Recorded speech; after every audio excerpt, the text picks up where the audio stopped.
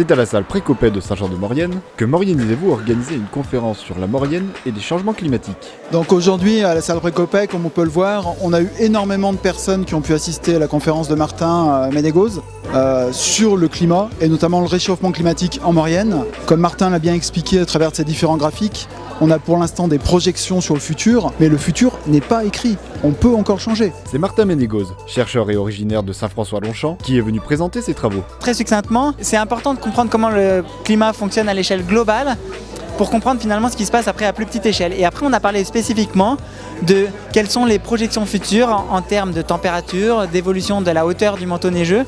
Moi, j'ai été particulièrement content du fait qu'il y ait vraiment eu pas mal d'interactions avec le public.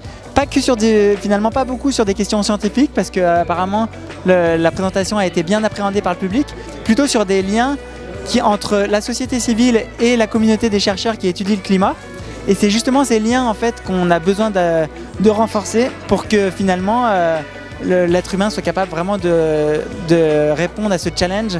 La Maurienne, c'est un bon terrain d'étude parce qu'il a l'originalité d'être une vallée où d'une part il y a des activités économiques très variées, il y a à la fois des industries, des activités touristiques qui ont un impact clair sur l'environnement, mais c'est aussi une vallée de montagne avec des climats très variés, qu'on soit en haute ou en basse Maurienne, mais aussi selon les altitudes.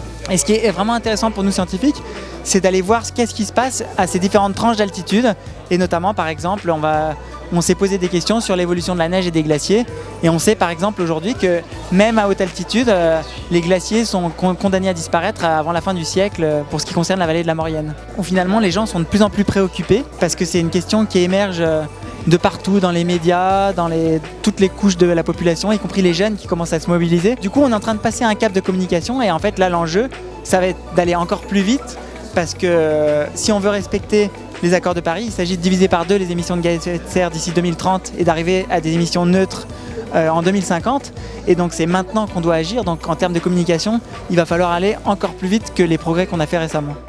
La conclusion de la soirée, c'est certes, il y a de l'activité économique, il y a des problématiques, on consomme tous, on est tous, comme on l'a entendu dans la soirée, on est tous potentiellement coupables. Je pense que c'est le moment de trouver des solutions pour pouvoir continuer à vivre sur notre territoire convenablement. Le territoire est fort intéressant, continuons à vivre sur ce territoire, quel que soit l'avenir. Le futur n'est pas écrit, on peut encore changer.